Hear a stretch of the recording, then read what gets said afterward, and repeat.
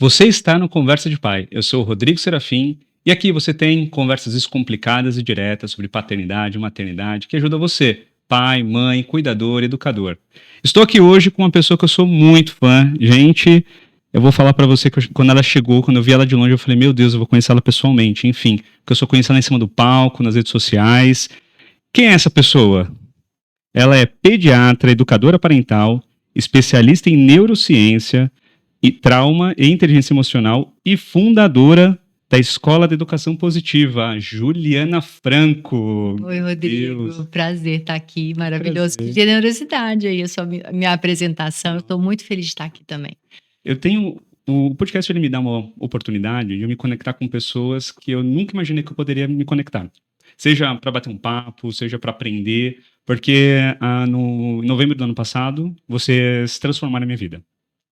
Você foi uma dessas pessoas que transformou a minha vida. Porque eu fui no congresso, eu conheci a educação positiva através de você e das suas sócias, e eu falei, cara, que poder é isso? Nas minhas palestras que eu faço, eu sempre falo de vocês resolveram um problema da minha vida de 30 anos em 15 minutos. Você tem ideia disso? A gente escuta isso muitas vezes. É muita responsabilidade, né? Escutar isso. Mas eu acredito, sabe, Rodrigo? Eu acredito, porque é isso que me move. Então, eu sei que é assim, porque comigo também foi assim lá atrás. Nossa, e assim, foi tão impactante. Eu lembro de vocês fizeram uma mentalização para que eu encontrasse a minha criança interior. E eu entendi tudo da minha vida naquela mentalização. Foi a Clarissa que fez naquele momento. E vocês falaram coisas tão bonitas, tão profundas. E foi muito engraçado, porque eu ainda estava com aquela armadura, entre aspas, daquela masculinidade tóxica. De tipo, tô aqui, mas eu não vou chorar. Quando eu liberei, eu chorava. Eu cheguei em casa, minha esposa falou, você não vai de novo, porque eram 2 dias, né? Você não vai amanhã. Não, você não vai, você tá acabado, o que que aconteceu?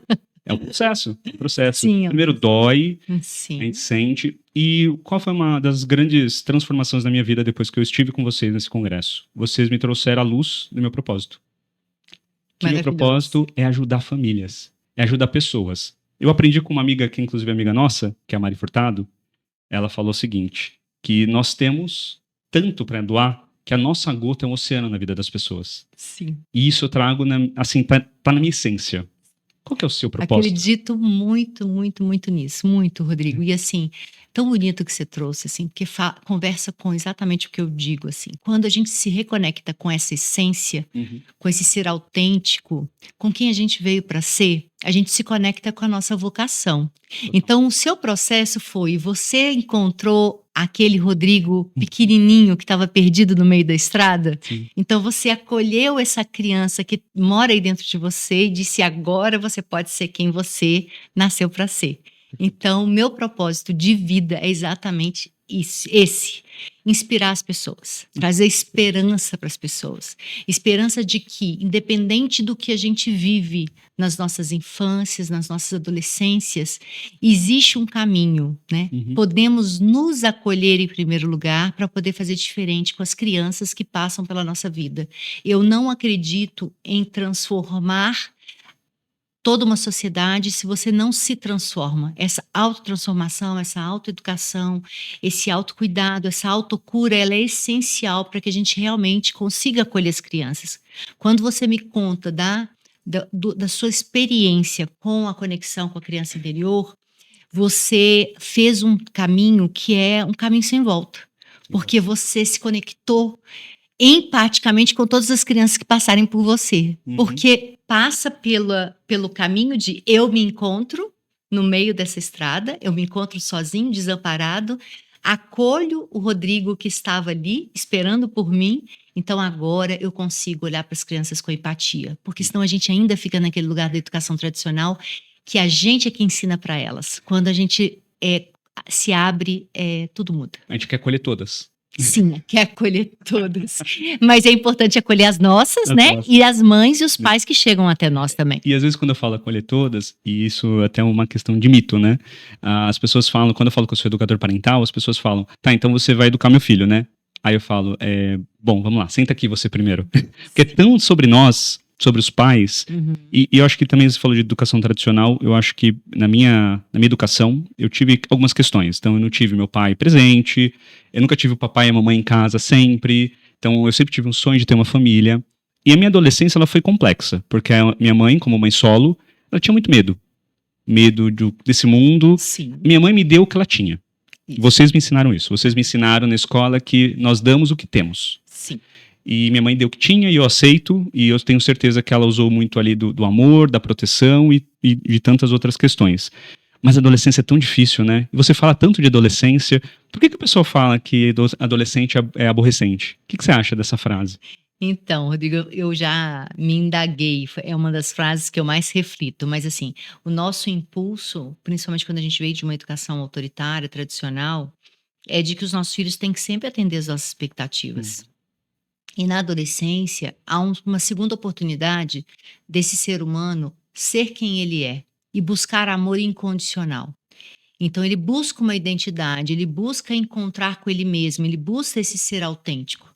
Só que nessa busca ele traz também um resultado de toda uma infância vivida. Uhum. E essa infância de repressão, de não voz, de invisibilidade, de desamparo, traz várias emoções à tona na adolescência. É como se a gente estivesse renascendo mesmo. Então, eu nasço primeiro para minha família e na adolescência eu nasço para as outras pessoas.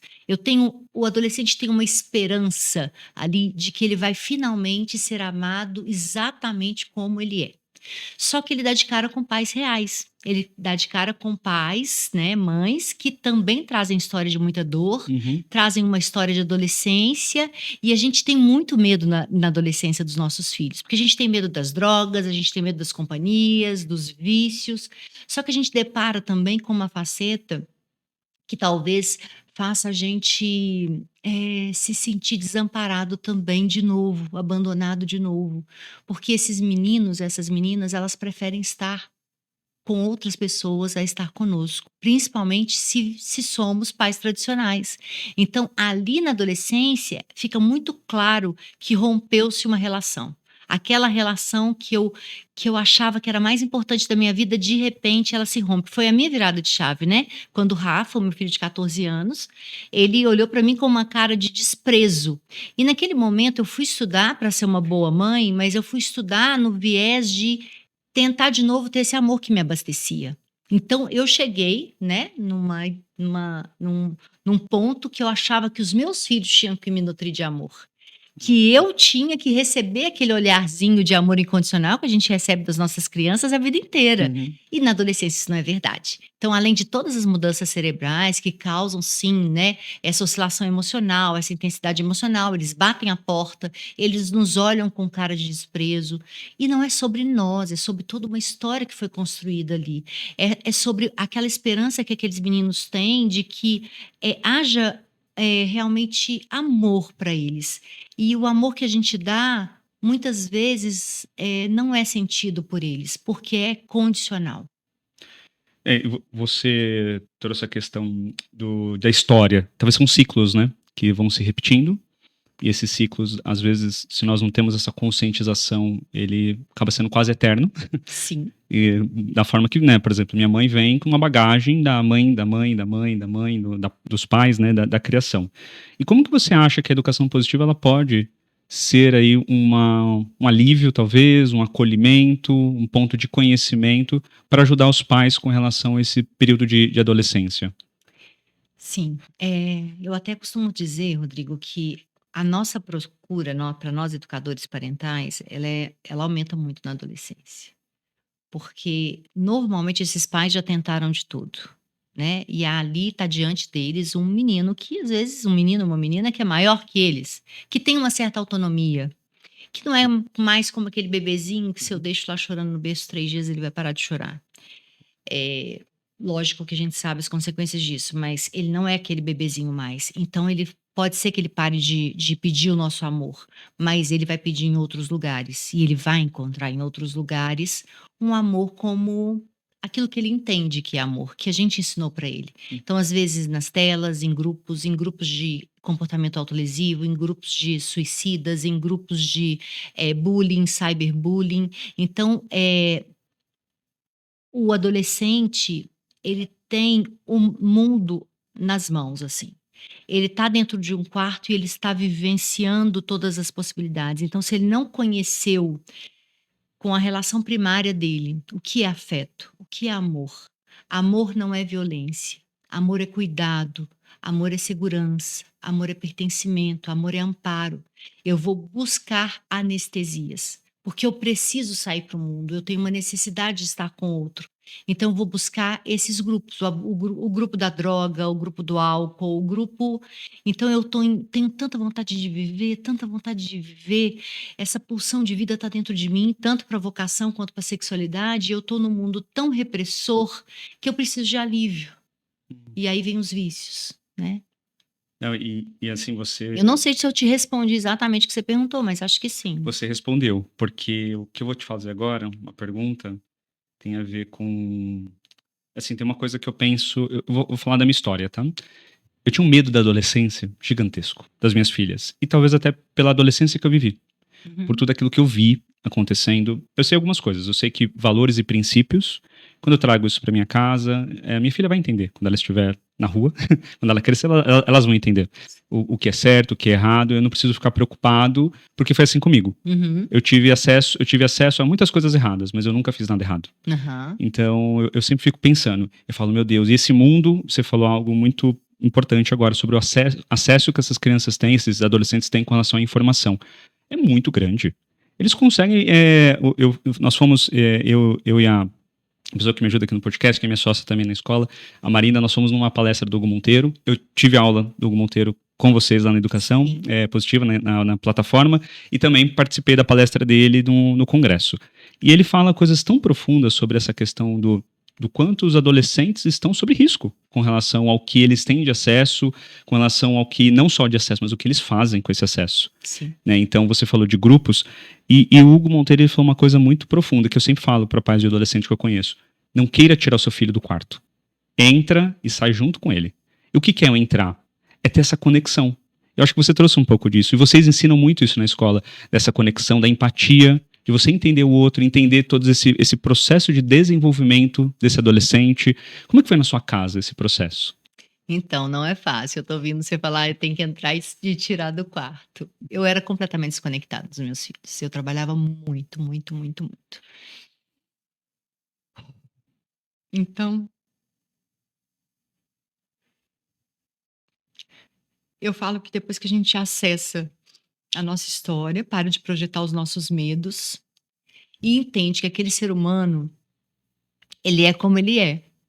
E a gente está tendo uma oportunidade maravilhosa de conhecer esse ser humano. Eu não conhecia os meus filhos, até encontrar a educação positiva, até buscar a minha cura.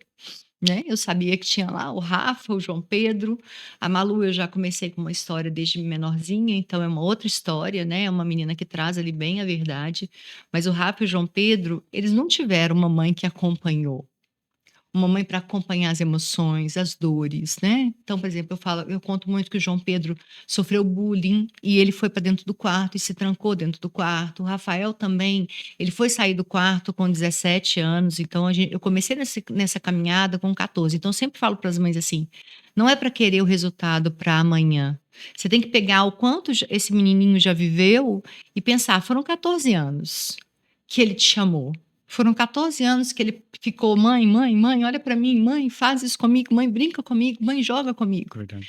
Então, eu falava assim que era até uma coisa, um altruísmo, sabe, Rodrigo? Eu ia todos os dias no quarto, eu batia na porta, eu oferecia o que eles gostavam. Então, eu comecei oferecendo aquilo que eu realmente podia, né? Eu oferecia um misto, um sanduíche, uma pipoca, filho, assiste essa série comigo. Oi, filho. Eles assentavam no sofá, eu sentava do lado deles, eu chamava eles para almoçar com a gente, para jantar com a gente. E as viagens também, a gente fazia questão de ficar todo mundo no mesmo quarto, né? Uma família de 5, a gente ficava no mesmo quarto. Ah, tem quarto conjugado, era muito difícil conseguir, mas a gente sempre preferiu ir para lugares que a gente podia ficar todo mundo junto no quarto. E foi aí que as coisas foram acontecendo. Então, é como conquistar um relacionamento mesmo. Um relacionamento que houve uma traição. Então, eu tenho que, de novo, buscando, me dedicando até eles saírem.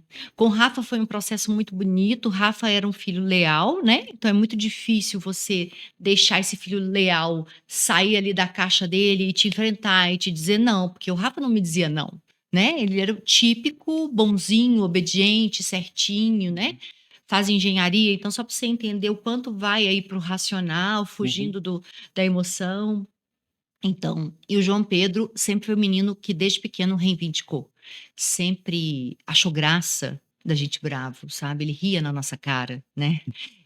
Como uma forma de talvez de fugir da violência, né? Tipo, eu não acredito, né, que meu pai e minha mãe fazem isso comigo. Então, ele ria, ele subia na cadeirinha do castigo e dançava. E aí o pai foi amolecendo com essa história, né, então a gente acabou realmente porque a gente desarmava. Olha que loucura, né, a sabedoria de uma criança. Porque a hora que ela estava ali, no início a gente ficava mais bravo, mas depois a gente começava a rir dele, então havia um relaxamento, porque a gente estava projetando as nossas histórias, o nosso desamparo, o nosso abandono. Então foi uma dedicação maravilhosa, assim, que a gente às vezes doía, sabe, Rodrigo? Às vezes doía quando eles não queriam almoçar conosco. Às vezes doía quando eles não queriam estar conosco. Mas a gente conversava muito, casal. Amor, olha o que a gente fez durante toda essa história. Então a gente precisa ir mais. Meu marido, ele explodia mais, né? Por causa da história dele também. E foi uma coisa que foi tão incrível que foi acontecendo, porque hoje eu não preciso mais chamar para almoçar, para jantar. Eles fazem questão de viajar conosco. Às vezes pedem para levar um amigo ou outro, mas eles fazem questão. Não existe umas férias em família sem eles, sabe? Então é maravilhoso ver essa relação acontecendo. E eles podendo ser quem eles são. Eles podendo ser autênticos ali, podendo dizer não pra gente, Sim. né? Podendo sim, mãe, você tá fazendo drama, mãe, isso não é verdade. Então eu ouço isso e pego pra mim, que bom que você tá me trazendo, porque os nossos filhos, Rodrigo, eles não são o comportamento. O comportamento só nos mostra como eles estão se sentindo. É um reflexo, né? E para nós que viemos cheios de dores, Uhum. olhar para os comportamentos deles e pensar que eu sou responsável pelo que está acontecendo, ou o ambiente é responsável pelo que está acontecendo, me faz entrar naquele ciclo de autojulgamento, de autocrítica, e eu acabo ficando ali totalmente na dor. Uhum. E aí eu não consigo de novo conectar com esse menino. Então, assim, com esse filho, com esse adolescente. Então, o caminho é, sim, ele traz aquilo, é responsabilidade minha, eu me acolho. E digo e lembro da minha história, nossa, olha onde você chegou. E olha que incrível que você está podendo fazer diferente, né, se acolhendo, não se martirizando, não se punindo o tempo todo. Eu me Uhum. punia muito, né, então eu ia para aquele lugar de culpa e ficava me criticando, me julgando, às vezes passava uma semana sem dormir, Isso. por lembrar do que eu fiz com os meus filhos. Eu pensava assim: "Gente, onde eu estava?", né. Aí eu falo assim: "Eu estava totalmente na minha dor, me anestesiando no trabalho, trabalhando como uma louca, 4 plantões noturnos por semana, e não sentia nada também, totalmente anestesiada e tá bom. Lembro da infância que tive, me acolho e falo assim: "A partir de agora é diferente". Então eu trago esperança para esses pais também.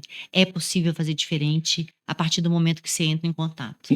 Isso que você... Posso pegar um gancho? Eu vi um Pode. post seu hoje, ó, É. online aqui. Eu adorei o seu post, inclusive eu escrevi lá no seu post, sobre o renascimento dos pais. Como pais, você coloca ali do renascimento materno. Eu Aham. até escrevi pra mim fala renascimento paterno. Aham.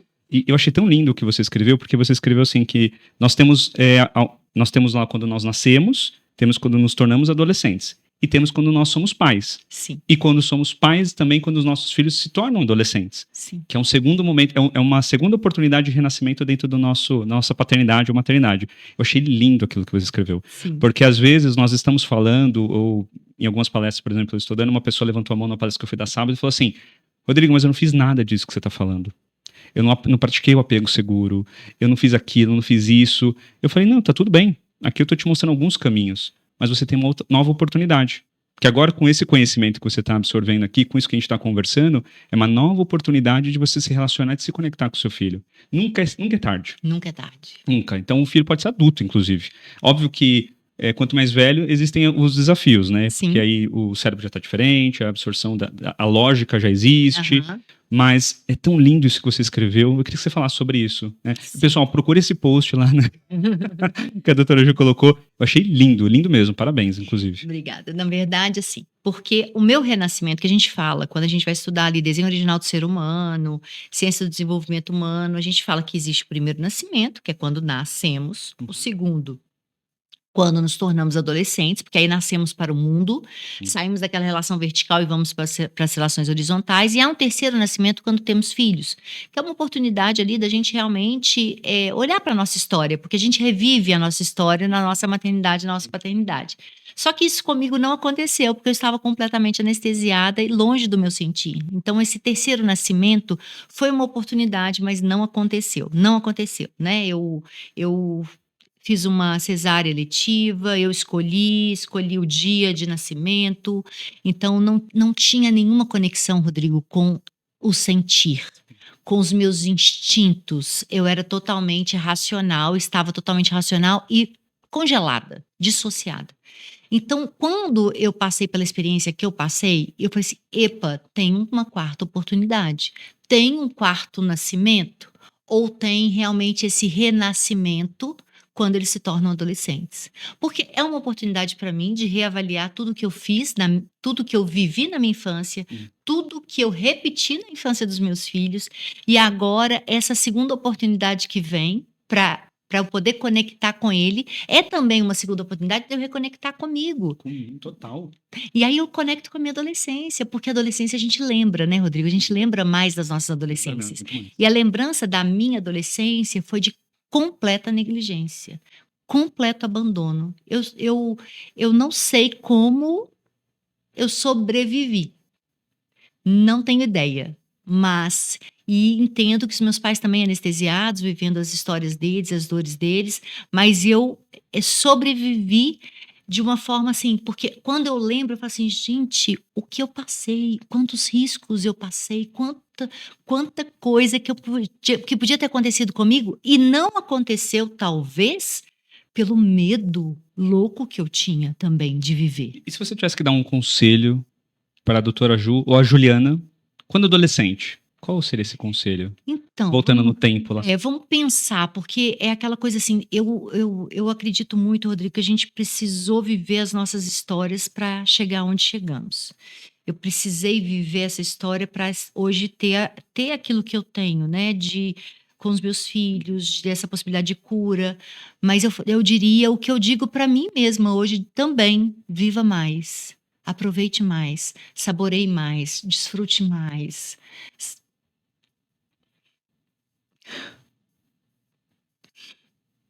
Se arrisque mais. Se arrisque mais. E aí eu penso, será que eu sabia o que era isso? Porque é exatamente hoje, quando eu dou uma aula de adolescência, gente, eu falo assim, é exatamente isso. As pontes falsas. Os grupos de risco. Então, eu penso assim, como eu ficava trancada. Então, a maioria do tempo eu estava sozinha, desamparada, ninguém me acompanhava. Tive sorte de ter amigas maravilhosas também, assim, que apoiavam umas às outras, mas cada uma nas suas dores. Mas porque o adolescente precisa dessa referência, né, Rodrigo? Eu falo assim, como que você vai saber que você está acertando e como você vai saber que tem menos medo ali na adolescência? Você vai ter menos medo se estiver seguindo essa trajetória de um relacionamento, de estar investindo nesse relacionamento com os filhos, porque o relacionamento que dá certo com os filhos e com qualquer pessoa é aquele que carrega o outro dentro. Então eu não preciso, por exemplo, estar com meu companheiro me vigiando 24 horas por dia, está dentro de mim. Eu não preciso estar com os meus filhos 24 horas por dia, eu estou dentro deles. Então eu sei que eu passei valores, eu sei que eu passei para eles o que eu tenho. Eu passei coisas ruins, eu passei e já ressignifiquei no sentido de que já pedi desculpas, isso não é legal, a mamãe fez isso e não é bom, né? Então, mas hoje cada dia com esse cérebro plástico maravilhoso, então as neurociências nos trouxeram muitas verdades duras, né? Sobre o que fizemos nessa arquitetura cerebral, o que fizemos nesse cérebro das nossas crianças, mas nos trouxe um respiro, uma esperança de que esse cérebro é plástico. Dá tempo de fazer totalmente diferente, dá tempo de recuperar esse tempo perdido. Referência, acho que eu estava buscando aqui, fazendo essa pergunta para você, refletindo sobre, na minha essência aqui. E eu acho que eu também foram as referências que eu tive. Eu tive boas referências, né? Então, minha mãe ali com toda a sua dificuldade, mas eu tive pessoas ao meu lado que falaram, acho que você pode ir por aqui. Sim. Eu acho que esse caminho aqui funciona. Sim. E hoje, quando eu volto, você falou, né, de como, não sei como eu sobrevivi, eu fico pensando às vezes isso também. Cara, como foi difícil para mim. E então eu quero que as minhas filhas tenham as melhores referências do mundo. E que eu seja uma delas. Porque também, eu vi um outro vídeo que a pessoa falou assim, que era um bilionário americano, que aí uma pessoa entrevistando ele perguntou assim, qual é o sucesso pra você? Ele falou assim, o sucesso... agora é minha vez. Essa frase é difícil. Fala pra mim, porque é o meu sonho. Sucesso pra mim é os meus filhos escolherem estar comigo quando eles forem adultos. Isso. É o que você falou. É verdade. Eles querem estar comigo, eles querem viajar comigo, eles querem estar nesse movimento, nessas nossas férias. Isso, acho que é um grande sucesso. Sim. E aí, quando eu penso hoje nas minhas filhas, que uma tem 4 anos e outra tem 1 ano e meio, eu estou construindo a estrada, que é o que vocês me ensinaram também. Construir na estrada. Estou pavimentando essa estrada. Às vezes, sem querer, eu deixo um buraquinho ali, o guarda-reio não está bem feito, às vezes dá umas falhadas, né? Mas eu vou lá, filho, papai errou. Eu sou vulnerável. Eu quero, de alguma forma, eu quero fazer com que aquele meu erro, ele tem um conserto, mas o que eu mostro para ela que eu errei. Eu posso errar, sou passivo de erro. E eu reflito, nossa, por que eu fiz isso? Por que, nossa, esse gatilho meu aqui e o autoconhecimento para mim, o quanto ele é importante na minha vida. Sim. Eu acho que para esses adolescentes falta, né, para os pais talvez dos adolescentes, falta esse autoconhecimento, como você falou, dos rótulos, a gente achar que o nosso filho é aquilo. E aí eu te pergunto, quais são os sinais que esses pais precisam observar em suas casas com relação a doenças emocionais que esses adolescentes podem estar passando e eles não estão vendo? Talvez pela sua história, talvez por tudo aquilo que eles vivenciaram na adolescência deles. Que dica que você daria para esses pais? Olha que importante, né, Rodrigo, que você está trazendo. Não tem como eu saber que meu filho está na dor se eu também não acesso a minha. Não tem como eu saber o que meu filho está passando se eu não ressignifiquei ainda a minha história, se eu não olhei para a minha história, não me acolhi, não comecei esse caminho de cura, né? De verdade, saber a verdade. Qual é a verdade da minha infância? Qual é a verdade da minha adolescência? Então não tem como. Então o que eu falo assim para os pais que estão iniciando essa jornada? Lógico, esse autoacolhimento, essa autocura, mas os filhos estão demais dentro do quarto, eles saem pouco do quarto, almoçam no quarto, jantam no quarto, não querem nunca passar por nós. Os nossos filhos nos desviam o olhar de nós quando a gente tenta olhar nos olhos deles. Eles nos deixam tocá-los, ou eles estão sempre retraídos, se esquivando, saindo de perto. Eles conseguem ficar numa mesa com a gente conversando sobre algum assunto? Não, eu vejo na maioria das famílias, não, nada disso, doutora Ju, nada disso, não consigo tocar, não consigo olhar, eu olho, ele desvia o olhar. Então eu não falo daquela coisa banal assim, de que cai o rendimento escolar, porque cai mesmo na adolescência, pelos métodos, né, do que a escola tradicional, ela é repressora demais. Então, e a maioria dos pais com medo demais deixa lá o filho na escola, que pelo menos ele vai ser ou médico, ou engenheiro, ou advogado. Mas isso causa dores terríveis. A gente não conversa, né? Eu queria aproveitar sobre isso, para também não desviar muito. A gente não para refletir, Rodrigo, quantos meninos que estão suicidando na medicina. O índice da medicina é altíssimo de suicídio, o índice de suicídio na engenharia é altíssimo, e a gente não para pensar o que a gente está fazendo com esses meninos, né? Querendo ou não, parece que eles optaram por aquela profissão, e não é verdade. Não é verdade. A gente está construindo uma história na cabeça deles. E eles não têm coragem de abandonar o curso, né? Então, muitos trazem essas dores, né? De que eu preciso fazer isso, porque é só isso que vai me fazer ter dinheiro. E muitos falam assim, eu vou fazer medicina para poder sair de perto do meu pai e da minha mãe. Eu quero ficar livre dos meus pais. Então, quem lida com a adolescência está sempre nessa coisa dura, assim. Mas, fundamentalmente, a sua pergunta, a minha resposta é muito tempo dentro do quarto. 6 horas, 8 horas. Tá ali sentado com você, tá o tempo inteiro na tela, não quer conversar, não quer trocar um olhar, não quer trocar um sorriso. Esse menino gargalha, esse menino dá gargalhada, esse menino desfruta a vida, esse menino sai com os amigos. Não, a maioria hoje está dentro de um quarto fechado, vivendo, achando que ali há conexão, achando que ali há grupo de pertencimento e não é real. Ele é aceito, né? Onde ele é aceito. Porque também ele pode ser quem ele quiser, Ele pode né? ser quem ele Ele quiser. pode ser quem ele quiser, porque ele pode até fantasiar ser uma pessoa que ele vai estar ali num grupinho ali, achando, se anestesiando, né, Rodrigo? Anestesiando. Diferente de Concordo. conexão. Conexão salva, né? A anestesia é simplesmente eu não aguento a dor, eu não suporto a dor da não conexão. Nós, seres humanos, precisamos estar uns com os outros para a gente se curar. A conexão cura. O desamparo, a solidão adoecem. E vocês ensinam isso. Sim, sim. Vocês ensinam que não é quando meu filho tá chorando, não é, eu vou deixar ele quietinho porque ele tá fazendo birra. É birra. Eu vou deixar ele chorando, daqui a pouco ele para. Aham. Né, e você deixa ele sozinho, você ignora Sim. a comunicação, porque todo choro, cada choro da criança ou a palavra é uma comunicação. Ele Sim. tá se comunicando, ele tá falando alguma coisa. Sim, sim. E às vezes eu fico em casa, né? A Clarinha, ela não fala direito ainda, tem 1 ano e meio, mas às vezes ela tá chorando, eu fico prestando atenção. Falo, tá, filha, o que você tá precisando? Então eu vou tentando buscar os sinais. Será que ela tá com fome? Será que ela tá com sede? Hoje ela já pede algumas coisas, mas eu sou muito observador. Eu não era. Com a Ana eu não fui tão observador. Uhum. Com a Ana eu queria tentar resolver o problema. Sim. E eu acho que é muito disso, né? Dos pais quererem resolver um problema da educação. Você tem que fazer isso aqui, porque isso aqui é o que dá dinheiro. Pega um rótulo, Aham. ou pega um rótulo ou dele, da história dele, ou um rótulo do mercado, do mundo. Sim. Não, você tem que ser isso, porque isso... E o que eu acredito o seguinte, a minha filha, ela vai ser feliz. E eu estarei lá do lado dela. Porque eu quero que ela seja feliz. Ela vai ser milionária, ela vai ser rica. Pra mim, zero importância disso. Sim. Se ela for feliz, independente de qual caminho que ela escolha, eu estarei com ela. Sim. E aí eu fico pensando nisso. O quanto, né, você puxando um pouquinho daquilo que você falou sobre a questão educacional, o quanto também esse universo da educação, ele pressiona as crianças a serem algo. Você tem que escolher, tem que ter uma vocação, e coloca lá o banner que aqueles alunos passaram por uma universidade. E aquele que não passou, como será que ele se sente? Porque ele teve que escolher algo que ele não escolheu, Aham. ele foi obrigado, ou ele está sendo forçado por um sistema Sim. a escolher algo, a se encaixar em algo, e ele não tá lá com o banner dele.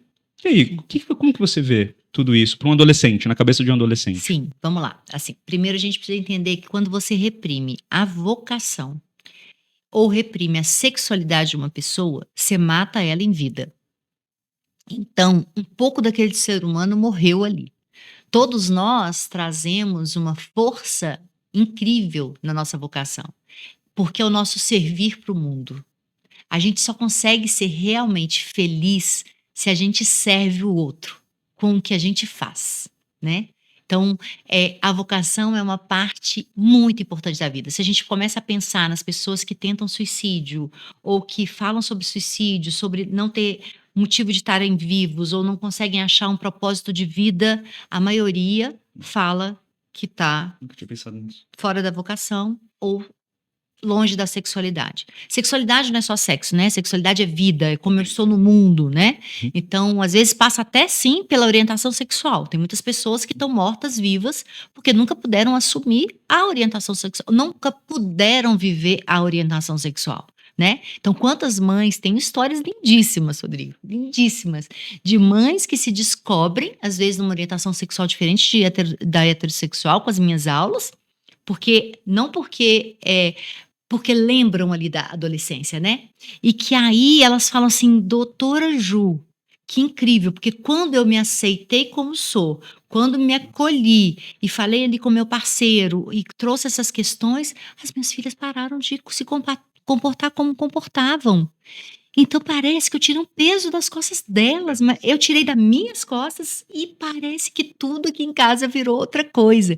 Então olha como é importante a gente estar conectado com esse ser autêntico para os nossos filhos, né? Sim. Que os nossos filhos estão fazendo de tudo para que a gente busque esse caminho. Não sei se eu perdi a pergunta. Da pressão. Então, que é importante. Opa, que é super importante.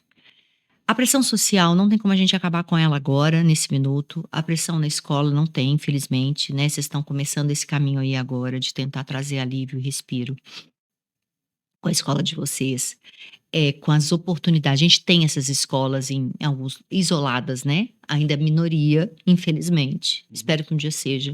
Mas quem constrói a maior pressão é a família. Então, se eu tenho uma família que está ali me acompanhando, eu crio resiliência para o mundo. Então, se eu tenho uma família que me apoia, que está conectada, se eu tenho um relacionamento, se eu tenho um amparo, pode vir a pressão que for que eu dou conta. O problema é que a família é a maior perpetuadora da pressão. Então, e eu não tenho recurso. Quem me dá o recurso para sofrer aquilo que eu sofro na escola é a minha família, né? Nem que seja para falar assim, não, filho, tá tudo bem não fazer um para casa hoje, tá para casa demais, tarefa de casa, né? Vocês não falam para casa. Para casa acho que é bem mineiro. Então, é muita tarefa, filho, não precisa fazer, a mamãe conversa e não tem problema nenhum, tal. Não se obrigue. Então, essa é a minha família. Sofri ali uma violência na escola, quando eu tô em casa assim, mãe, aconteceu isso, meu filho, você não merece. Isso é incrível isso que você está falando. Porque isso cria resiliência. Resiliência é a coisa mais preciosa que a gente pode dar para os nossos filhos. E a resiliência vem do amparo, que é quando você falou do choro aí da sua filha, eu lembrei assim, que mais do que observar, Rodrigo, acompanhar. Então, tipo assim, não importa porque você está chorando, filha, você sempre vai poder contar comigo. Não importa o que está acontecendo, eu sempre vou estar com você. Sim, estamos juntos, né? Estamos juntas, vamos juntos nessa emoção e a gente vai tentar decifrar isso aí, né? Deixa eu fazer aqui as conexões de episódios, posso? Claro, claro. No episódio 19 nós tivemos com a Mari Martson e ela fala sobre autenticidade. E ela falou o quanto a autenticidade dela foi quebrada nesse processo da educação que ela teve tradicional, autoritária dos pais com relação a você tem que ser assim, você tem que fazer aquilo. E você falou uma coisa tão incrível que eu nunca tinha pensado. Quando a nossa vocação ela é quebrada, a gente deixa de viver. E você falou no começo, lá no começo, você falou, você encontrou a sua vocação. E quando a gente encontra a nossa vocação, a nossa essência, parece que explode. Não parece que explode? Sim. Quando eu faço aquilo que é a minha essência, isso aqui é minha essência. Eu tô, de alguma forma, ajudando alguém. Alguém vai assistir a gente e falar, nossa, me ajudou.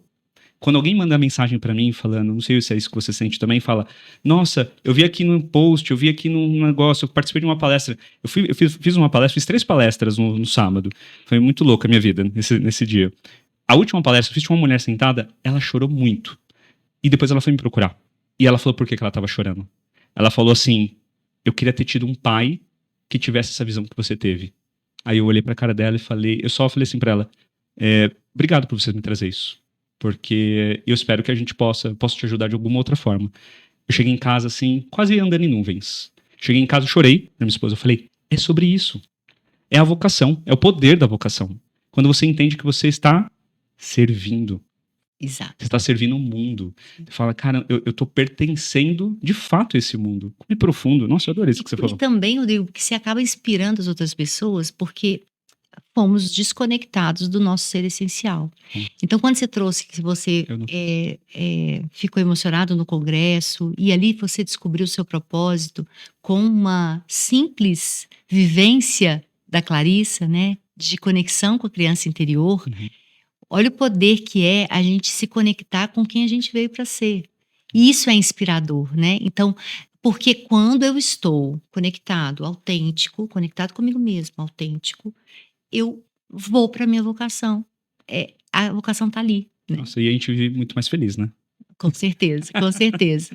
Não, e você tem uma comunidade. A gente não precisa ficar gastando energia, lutando com uma coisa que não é você. Né? Eu não preciso mais mostrar para todo mundo que eu faço aquilo. Eu faço aquilo que está... Eu faço porque eu faço. Exato, exatamente. E pronto. Isso. Ótimo.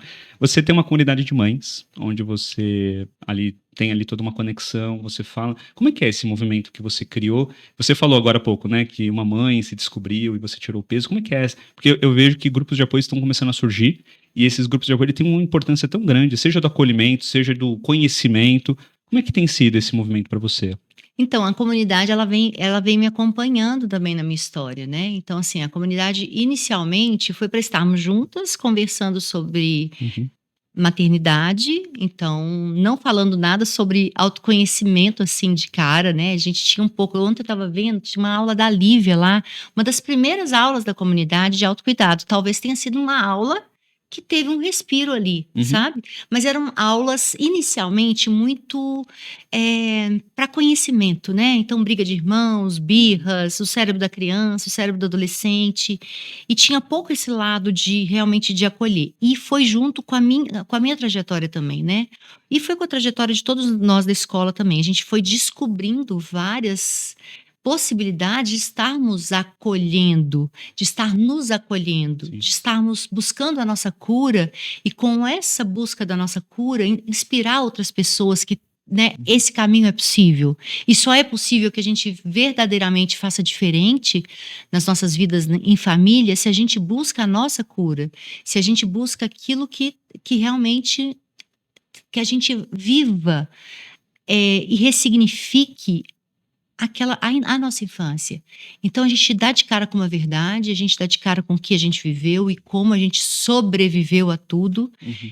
E aí eu me acolho, e aí eu sei da minha história, e aí eu tenho a noção exata de que se eu for pela minha intuição, eu vou repetir exatamente com os meus filhos. É porque Então, minha intuição. a comunidade tem o intuito Uhum. de trazer essas mulheres para viverem aquilo que eu vivo no dia a dia também, ou inspirá-las de alguma forma. Olha, eu erro todo dia, vocês estão entendendo? Eu erro todos os dias. Uhum. Eu errei muito mais, só que agora eu erro com uma consciência de que eu sou responsável, né? Os meus filhos não são o problema. Perfeito. Né? Eu não sou o problema, né? Não existe isso. Mas eu sou responsável. O comportamento não é o meu filho, né? O comportamento generoso do meu filho é um convite para que eu faça diferente ou para que eu seja diferente. O comportamento diz como ele se sente. E aí trago também para essas mulheres não para pegar como culpa, assim, porque o que a gente faz de automático é se culpar por aquilo. Mas é uma grande oportunidade, é uma grande generosidade dessas crianças que estão ali ainda insistindo conosco, tipo, Verdade. tem jeito, mãe, tem um outro caminho, sabe? Então, vira uma grande rede de apoio. Mesmo sendo virtual, vira uma grande rede de apoio. A gente tem as duplas de escuta, a gente tem os grupos de cada cidade também, então elas encontram fisicamente. Também. Então, Você cria encontros também? cria encontros também, que cria legal. encontros. É igual a gente fez o nosso encontro, que eu tava te contando aqui offline, da Educação Positiva de São Bernardo. Aham. A gente fez um encontro lá. Tem até grupos assim, Happy Hour, Pulsar. Que legal. É Pulsar, né? O nome da comunidade. É Pulsar, sim. Que legal. Nossa, que incrível. E pode ter homens ou são só mulheres? Sim, a gente tem alguns, 99,8% são mulheres. Como tudo de educação parental. Mas já tem muitos homens procurando, estando, né? Eu lembro que quando eu fui no congresso, tinha acho que umas 600, 700 pessoas, mais ou menos isso. Sim. E tinha acho que 20 homens, mais Sim, ou menos. mais ou Porque menos vocês isso. pediram para levantar. É. E aí eu fiquei pensando, eu falei, uau, isso é...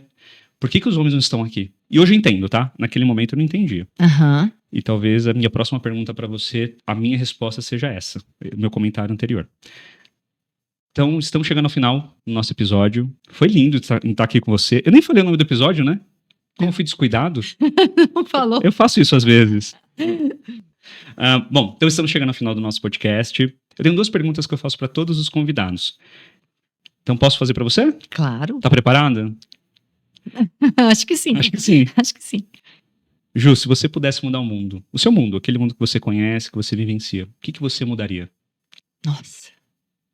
Eu mudaria muitas coisas, Rodrigo. Mudaria muitas coisas. Mas, assim, uma coisa que eu acho essencial, assim, talvez, que fosse a primeira mudança. Lógico que aquela coisa de centralizar o olhar na criança, no adolescente, políticas públicas voltadas para uma infância, principalmente ali a primeiríssima infância. Mas eu penso no cuidado com o ser humano mesmo, assim. Como terapias de cura de traumas de graça para todo mundo. Antes de você pensar em ter filho, cure os seus traumas, né? Olhe para sua infância, acolha você mesma, siga caminhos de cura, porque fatalmente a gente passa para frente aquilo que a gente viveu. Então a gente só tem como dar aquilo que a gente recebeu, a não ser que a gente passe por caminhos de cura. Então eu pensaria em terapias de trauma no SUS para todo mundo. Cuidar da mulher desde a gestação. Então, cuidar dessa mulher, acolher essa mulher desde a gestação, na primeiríssima infância, acolher essas crianças, aumentar aí a licença maternidade, todos os sonhos mais, né? Distribuição de renda, justiça social, eu sonharia com tudo isso, que é, na verdade, um sonho da gente voltar a quem a gente veio para ser, né? Então, um sonho de que as pessoas possam estar juntas, construindo uma infância melhor, uma adolescência melhor, para ter uma adultez melhor. Nós iremos gravar um episódio com o Gastão Ribeiro. Eu vou falar para ele isso. Falei, Gastão, você pode dar agora consultas para o mundo inteiro de graça, que vai estar atendendo já a mudança de mundo da doutora Ju. Adorei já. Sim, já vamos fazer aqui o processo, vamos fazer acontecer. E a última pergunta, que para mim é a mais especial. Eu adoro ouvir todas as respostas, porque durante muitos anos esse foi o meu maior sonho, que é ter uma família. Então, doutora Ju, o que é família para você? É difícil, né? Essa. Família é um espaço de segurança. Deveria ser um espaço de segurança. Um espaço que você pode se sentir seguro em ser você mesmo. Porque tem garantias de amor incondicional. De celebração de existência. Então, família é saber que ali, no meio daquelas pessoas, junto àquelas pessoas, eu posso ser quem eu sou, que eu vou ser amada, independente de qualquer coisa. Que eu sempre vou estar seguro. Que eu tenho amor incondicional. Que eu sou celebrada por simplesmente existir. Para mim, família deveria ser isso. Hoje, família é essa oportunidade de conhecimento, de autoconhecimento. Eu aprendo com os meus filhos todos os dias. Uma das maiores viradas de chave que a gente pode ter na vida é entender que a gente está muito mais numa posição de aprendizado do que de ensinar qualquer coisa. Então, eu aprendo com os meus filhos. Isso é uma baita oportunidade, mas gostaria de que as famílias pudessem ser esse lugar de pertencimento, de acolhimento e de segurança, principalmente de segurança. Garantia de amor incondicional. Garantia de amor incondicional. Lindo isso. Garantia de amor incondicional, de ocitocina, de celebração. Muita ocitocina. Muita ocitocina. Uau, adorei. Achei lindo. Posso fazer uma pergunta adicional? Pode. A gente pensa muito na família como um ambiente seguro. Uhum. Como você disse, é um lugar de amor incondicional. A escola, você acha que ela tem esse papel também? De ser esse espaço de segurança? Com certeza. Deveria também ser esse espaço de segurança. Deveria ser uma continuidade, né? Uma continuidade. Perfeito. Sim. Eu estava falando com a Marina, que é minha sócia na escola, e a gente estava falando sobre essa importância dessa continuidade. Porque é importante, óbvio, na escola nós promovermos essas conexões e tudo isso que nós falamos aqui sobre respeitar o desenho original, que é o que nós faremos na Colegare. Uhum. Então, lá, qual um dos nossos pilares principais? Educação positiva. Uhum. É um pilar. Ponto. E dentro desse pilar vem tudo aquilo que a gente conversou aqui hoje. E aí eu fico pensando, tá, a gente vai ter isso na escola. Será que na casa das pessoas eles vão conseguir ter essa continuidade? Porque eu tô olhando o lado inverso. Sim. E aí eu fico pensando, como nós podemos promover essa conexão entre a escola e a família e fazer que ambos sejam um ambiente seguro, um ambiente de amor incondicional, um ambiente que respeite a criança quem ela é, que olhe aquele ser humano antes de qualquer outro tipo de rótulo, qualquer outro tipo de neurodivergência, qualquer outro tipo de questão que aconteça. Uhum. Você acha que é possível isso? Acho. E assim, eu acho que quando começa na família e a continuidade, porque primeiro o universo da criança é a família, né? Aquela relação que eu tenho ali com o meu cuidador primário vai ser exatamente aquilo que eu vou buscar ao longo da minha vida, sendo segurança ou não, né? Então ali é o universo da criança, até 4 anos. Uhum. Depois ela tem um outro universo que vai se expandir ali na escola. Então se essa escola tá ali, de alguma forma, trazendo exatamente o que aquela família trouxe. E a gente está falando aqui no aspecto de segurança, né? Então, uma adaptação, passando a bola dessa segurança, desse universo da criança. Agora, vamos supor que você tenha ali, receba na sua escola uma família que ainda está vivendo a educação tradicional, que os pais não buscaram ainda autoconhecimento. Há possibilidade de você, na sua escola, grupos de pais, em grupos de acolhimento, trazer uma inspiração para que isso aconteça, né? Então, e quando eu vejo meu filho sendo tratado de uma forma amorosa, generosa, compassiva, empática, eu me inspiro de alguma forma. Às vezes, de cara, eu mas as pessoas que vão procurar uma escola assim, elas já estão começando o movimento, né, Rodrigo? Então é menos difícil. Lindo isso que você falou, porque é o exemplo Sim. de eles entenderem que os filhos estão bem. Estão bem, estão vivendo, estão felizes, estão brincando, estão aprendendo a ser criança, sendo criança. E esse movimento também de você acolher esses pais, Acolher. né? Acolher esses pais, a exaustão, a sobrecarga, entendo tudo isso, né? É importante você entender que existe ali uma história de dor, de anestesia, e o quanto você pode ser na escola, vocês podem ser essas pessoas que vão acolher, que vão levar essas pessoas para o vago ventral, né? E aí, quando você traz esses pais para esse lugar, é muito mais fácil deles se conectarem de verdade com os filhos. Ah, que lindo, adorei. Então estamos chegando ao fim desse episódio, que foi lindo, que foi para mim um sonho, porque quando eu vi vocês no palco eu falei, nossa, eu preciso conhecer essas mulheres, elas mudaram a minha vida, eu preciso avisar isso para elas. Eu já avisei de várias formas, né? Já mandei mensagem, e agora pessoalmente, obrigado novamente. Como as pessoas te encontram nas redes sociais, doutora Ju? Pois é, Juliana Franco Pediatra, né, no Instagram. É isso, e na Escola da Educação Positiva, né, que é a escola. Eu acho, é isso, assim. Então estamos chegando ao fim. Para você que não conhece ainda a Escola Colegari, uma escola que respeita a criança do jeito que ela é, que respeita a sua individualidade, que tem como pilares um currículo antirracismo, educação positiva, conexão com a natureza, com o meio ambiente, vai lá, escolacolegari.com.br. Obrigado você que ficou até o final, obrigado você que está assistindo. Coloca um coraçãozinho no YouTube, no Spotify, para você sempre receber a informação de quando tiver um novo episódio no ar. E obrigado pela sua energia, porque nós estamos aqui para ajudar vocês aí que estão em casa. Doutora Ju, obrigado. Obrigada, Valeu. Rodrigo. Obrigada. Valeu, gente.